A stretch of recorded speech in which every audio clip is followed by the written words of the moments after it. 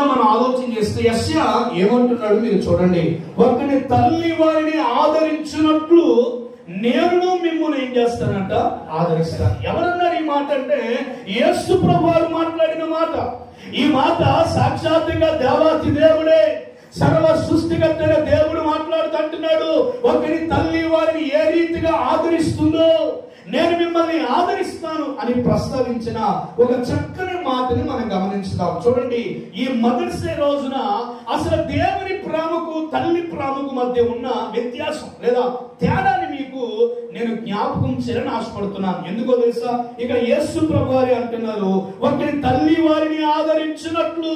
ఒకరి తల్లి ఆ బిడ్డను ఎలా ఆదరిస్తాదో, ఎలా లాలిస్తాదో, ఎలా ప్రేమిస్తాదో, ఎలా వాదారుస్తాదో, ఎలా పాలిస్తాదో, ఆ తల్లి ఆ బిడ్డ పట్ల తల్లి ఎలాంటి మమకారం చూపుతాదో నేను కూడా మిమ్మల్ని అలా ఆదరిస్తాను అని చెప్పినటువంటి మాటలో ఉన్న అంతర్భావాన్ని మనం గమనించాలి. చూడండి, దేవుడే చెప్పాడు అంటే తల్లి ప్రేమ ఈ లోకంలో ఉన్న అన్ని ప్రేమల కన్నా చాలా గొప్పది కదా.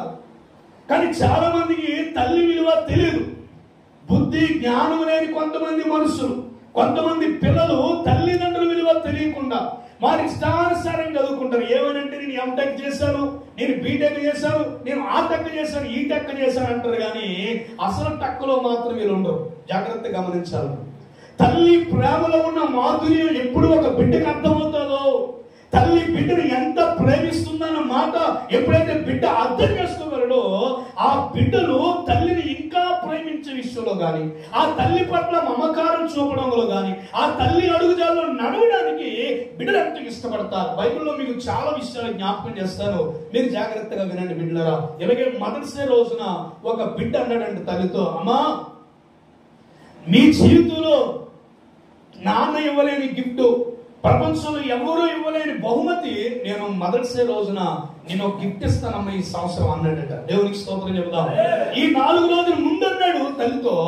ఈ తల్లి ఏం చేస్తుందంటే, అబ్బా నా కుమారుడు ఏ గిఫ్ట్ ఇస్తాడో, అసలు ఆ గిఫ్ట్ ని మర్చిపోలేనన్నాడు, జీవితంలో మరువలేనన్నాడు అని చెప్పి తల్లి ఎన్నో కళ్ళగంటుంది. 4 రోజుల ముందు చెప్పాడు. ఈ రోజుకి ఈ 4 రోజుల ముందు నుండి ఆలోచిస్తున్నది, నా బిడ్డ ఏం కొంటాడో, నా బిడ్డ చీర కొంటాడో లేదా బంగారం కొంటాడో, ఏమిస్తాడా అని ఆలోచనతో తల్లి చాలా అల్లారుద్దుగా ఆ బిడ్డ పట్ల ప్రేమతో ఆలోచనతో పొంగిపోతుందా, లోపల నిద్ర పడుతుంది కాదు, రాత్రి కూడా ఆలోచిస్తుంది. అసలు నా బిడ్డ ఇప్పుడు నాకు ఏమి ఇవ్వలేదు, నేను ఏదైనా ఇస్తే నా బిడ్డ తీసుకునేవాడు, నేను ఏదైనా ఇస్తే నా బిడ్డ కొనుక్కునేవాడు, కానీ అలాంటిది నా బిడ్డ నాకు ఏదో బహుమతి ఇస్తానంటున్నాడంటే నిజంగా నేను ఎంత ధన్యురాలో అని రాత్రి పగలు ఆలోచన చేస్తుందట.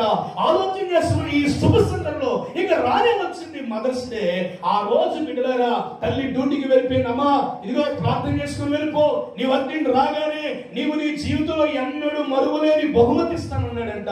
సరే తల్లి ఆనందంతో బిడ్డను ముద్దాడి డ్యూటీకి వెళ్ళిపోయింది.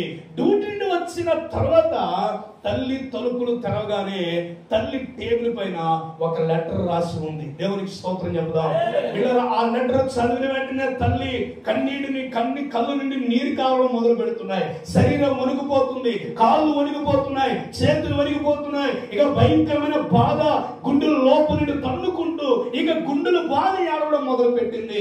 అసలు ఎందుకు అవన్నీ ఆమె జీవితంలో జరుగుతుంది అంటే, ఆమె ఆ లెటర్ చదవగానే ఆ బిడ్డల ఆమె జీవితంలో ఒక ఎన్నడూ తెలియని మార్పు కనబడింది. ఏంటి లెటర్ లో ఉంది అంటే, ఆ బిడ్డ రాస్తూ ఉంటున్నాడు, అమ్మా నా జీవితంలో ఈ లోకం నాకు తెలియని నాకు నీ ద్వారా లోకాన్ని చూడగలిగాను, నీ ద్వారా ఎంతో ఆప్యాయత అనురాగాన్ని పంచుకున్నాను, కానీ నీవు ప్రతిదినం ఆడే మాట నా హృదయానికి చాలా బాధ కలిగజేశాయి. నీవు ప్రతిరోజు మాట్లాడే మాటలు నాకు ఎన్నడూ తెలియని వ్యాధిని కలుగు చేస్తాయి. నీ వల్లే నాకు సంతోషం లేదు, పుట్టగానే నీ తండ్రి చచ్చిపోయాడు, ఇక నీవే నాకు అడ్డుగా ఉన్నావు అని చెప్పి నా ఆనందానికి అడ్డుగా ఉన్నావు, నా సంతోషానికి అడ్డుగా ఉన్నావు, అసలు నీ వల్లే నా జీవితం నాశనం అయిపోయిందని ఎన్నోసార్లు నువ్వు మాట్లాడావు. కాబట్టి అమ్మా నాకు ఇంత చక్కని జన్మనిచ్చిన నీవు ఎప్పుడు సంతోషంగా ఉండాలని నిన్ను విడిచిపెట్టి సంపూర్ణంగా లోకాన్ని విడిచిపెట్టి వెళ్ళిపోతున్నానమ్మా అని చెప్పి ఆ లెటర్ చదవగానే తల్లి గుండె పగిలి ఏడ్చేసింది. దేవునికి స్తోత్రం చెబుదాం.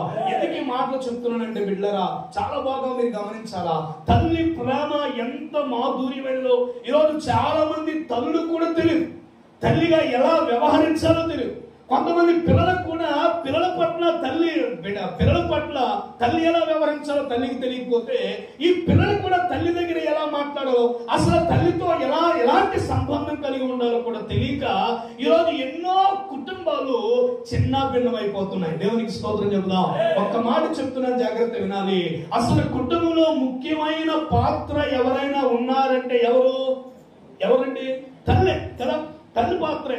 ఎందుకంటే చెప్పిన బైబిల్లోనే మీకు రుజువు చూపిస్తాను. నేను వీళ్ళ కథలు చెప్పకుండా బైబిల్లో సాక్ష్యాలు మీకు చూపిస్తాను. చూడండి, యెహెజ్కేలు గ్రంథంలోకి రండి.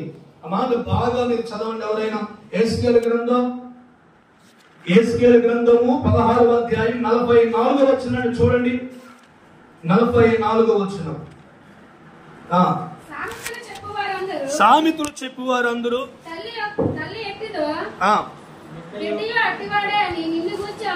తల్లి ఎట్టిదో